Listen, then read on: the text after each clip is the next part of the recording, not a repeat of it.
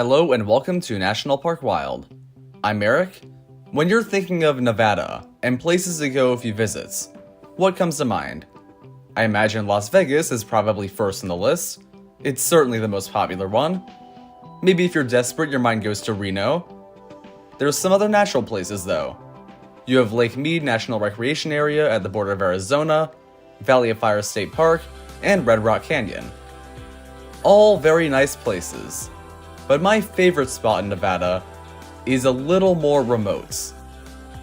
This is Great Basin National Park, up near Ely, Nevada, not really near anything frankly, and it is Nevada's oasis. There are so many things I love about it, and none of the things that are great seem like the sort of thing you would expect in Nevada. There's nothing really desert-like here.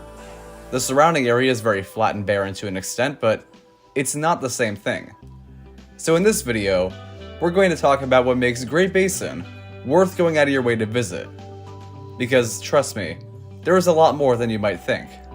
Great Basin National Park is located 4 or 5 hours driving north of Las Vegas.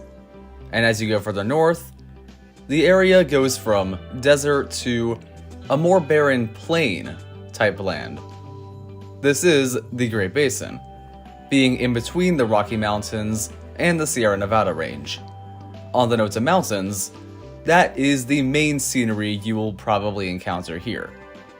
As you get close to the park, you see this flat land just become a massive range of peaks, reaching over 13,000 feet at the highest.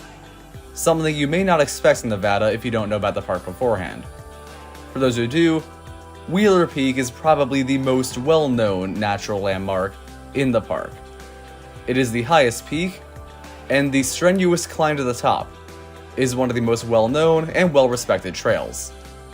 In my experience in the park, I have not yet completed the summit to Wheeler Peak, but I've completed the Glacier Trail, because on top of Wheeler Peak, this area of the park offers a chance to experience a view of the only glacier in Nevada.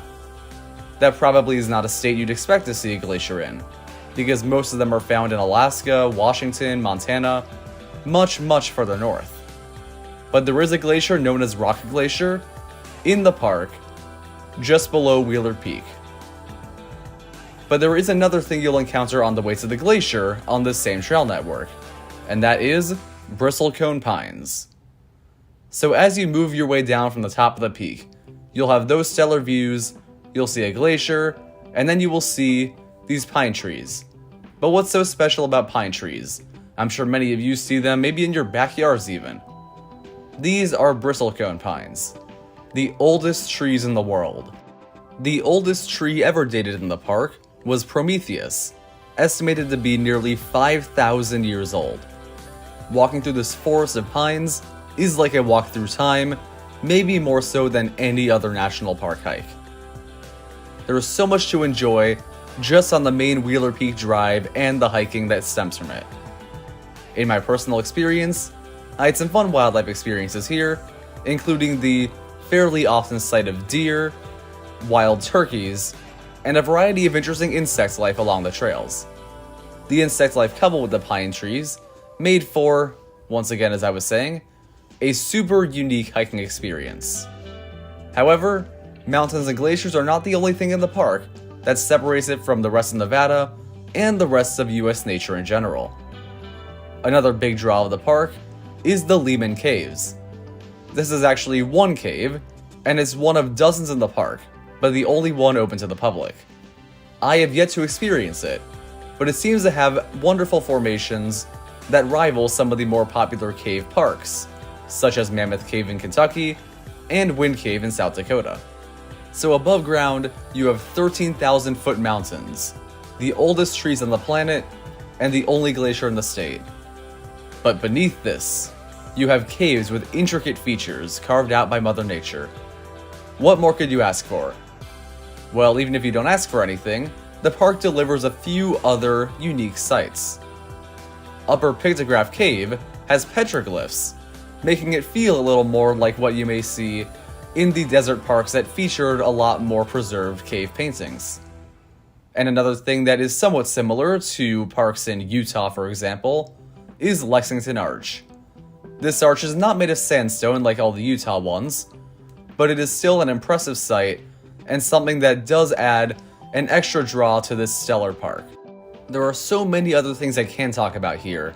You have beautiful alpine lakes framing Wheeler Peak on some of the trails, you have salt flats surrounding the area, and the natural history of these mountains and the Great Basin itself being carved by glaciers is a very fascinating one.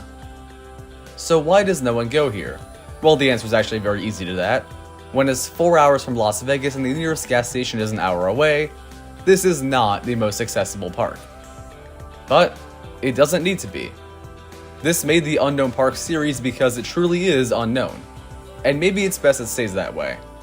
Certainly a few more people visiting should not be the end of the world.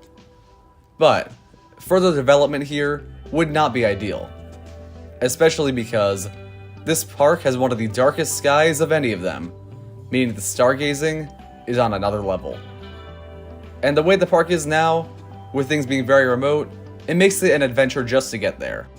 Even if a good amount of you watching end up going here all in the same day, the park has so many great sights in different areas and has a pristine solitude to it now that I think that will be preserved for years to come. The park's not going to become that much more popular. There really is no way they're suddenly going to develop northern Nevada anytime soon. And the way it is, this is one of the most pristine, quiet, but also one of the most beautiful and adventurous parks in the entire country. Thank you for watching. I hope you enjoyed this episode of Unknown Parks. Comment down below your thoughts on Great Basin or any questions you have, and let me know what parks I should cover next. Subscribe for more national park content. I'll see you next time.